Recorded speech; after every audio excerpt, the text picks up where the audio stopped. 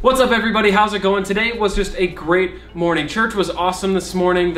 Mike gave a great message. The worship was great. We announced our mission trip to Haiti, which is exciting. And at our Sunday Fun Day, 4 people gave their life to Christ this morning. It was an awesome day. I can't even describe how excited that makes me. Also, one of my former students from the first small group that I ever led when I was an 18-year-old brand new volunteer to high school ministries. He came down to visit with his girlfriend, Kayla, who is Kiana's sister. So I hung out with them and Grant, and we just hung out, had a blast together, and played some games. I asked Sumner, is his name, I asked Sumner if he had any advice or just any life inspiration for all of you, and here's what he came up with.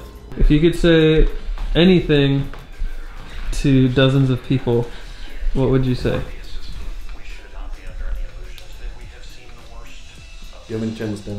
Don't eat at McDonald's for dinner. Wait, what was the question? If he could say anything to dozens of people watching, he would say, don't eat at McDonald's for dinner? What should I say? Something about Jesus? This is your time to inspire anywhere from 6 to 50 people. All I'm thinking about is just nutrition choices. If you buy food at the grocery store, it can benefit you more than going out to eat. I hope you're inspired. No, but it was a lot of fun to hang out together. We hung out, went downtown for a little bit, went to Felix and Oscar's, and ended the night by playing some cards, and I actually made everyone sing for you. Yeah. Sumner, what's the first song that comes to your head? Sing it. I don't like the game on myself. But you came up with it. Any way you want it, that's the way you need it. Any way you want it. Life's what you make it, so let's make it rock. Kiana? Oh my gosh, no! Nice. Dude, give me the beat, boys, and free my soul. I wanna get lost. Grant, first song goes to mind. Go. There's a speck on the tick, on the wing of the flea, on the wing of the fly, on the hair, on the wart, and the bump of the frog, and the hole in the bottom of the lake. There's a speck on the tick, on the wing of the flea, on the hair, and the wart, on the frog, and the bump of the log, and the hole in the bottom of the lake. There's a hole, there's a hole, there's a hole, there's a hole, there's a hole in the bottom of the lake. That was some song by Grant. Actually, what I want to do now, I want to actually get a little more serious.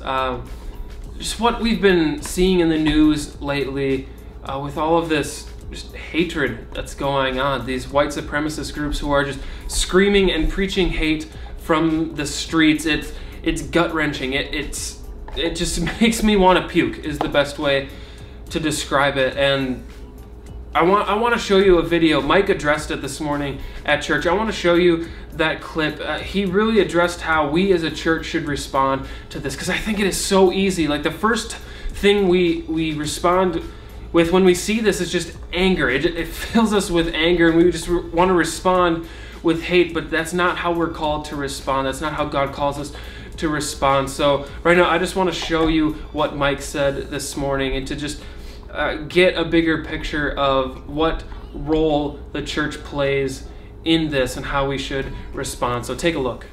For a minute, you gotta bear with me. This wasn't planned, but I feel like the events across our nation over the last few days, specifically in Charlottesville. Sorry, again, this isn't planned. I'm kind of spitballing here. They compel us to speak as the church, not just because as the people of Jesus in the world, we have a responsibility to stand up where we see hatred. And I'm fired up about this, I'm sorry. To stand up where we see injustice, but because some of these people are claiming that what they're doing is in the name of Jesus. And it makes me want to puke. And so I want to stand here and publicly repudiate the alt-right, and publicly repudiate the terrorism and what they're doing and everything they stand for, and white nationalism. It's wrong, it's sin, and it needs to be called out like that. It needs to be called out, because I think the church has to lead now. If we can't lead now in this era, in this space, in this divisiveness, then we deserve to be seen as irrelevant, which is increasingly how the world sees us. And it's not okay. It's not okay. I think too, our president tweeted out yesterday something to the effect of, like, we need to refuse hate, and we need to come back together as one. And I appreciate that sentiment. It's not enough. I expect more than him trying to lead with 140 characters at a time. Okay, I expect more, but I appreciate the sentiment. But as I read it, I thought, I don't know that we have anything to go back to.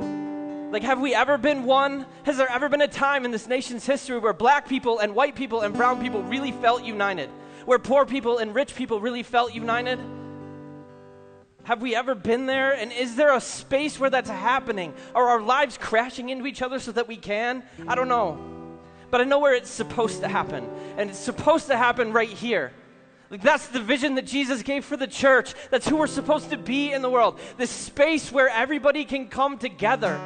Where there is no male or female, slave or free, barbarian or Scythian. Where we all unite under the banner of Jesus. That's what we're supposed to be. And so I want you all to know, from me, I do not care what it costs.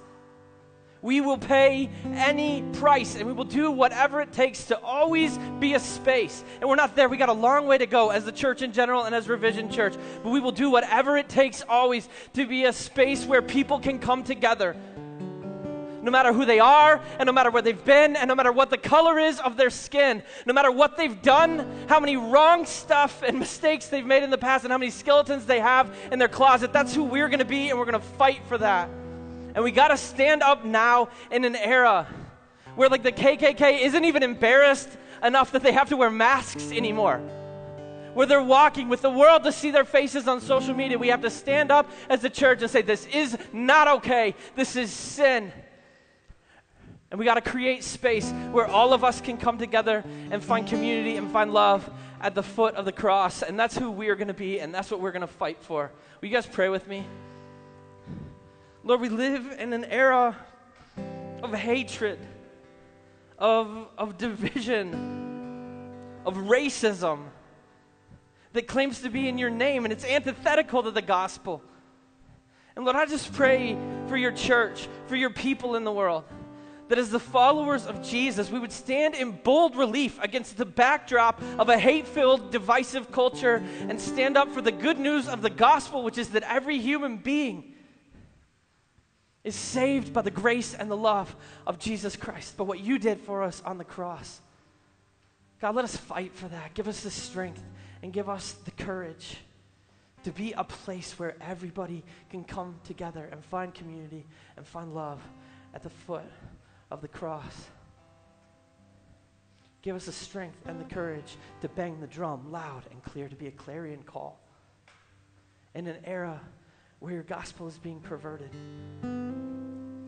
To be a loud and clear call that Jesus is for everybody, because all of us are broken. Lord, let us bring the good news. Let us shine your light in the darkness. In Jesus' name, amen.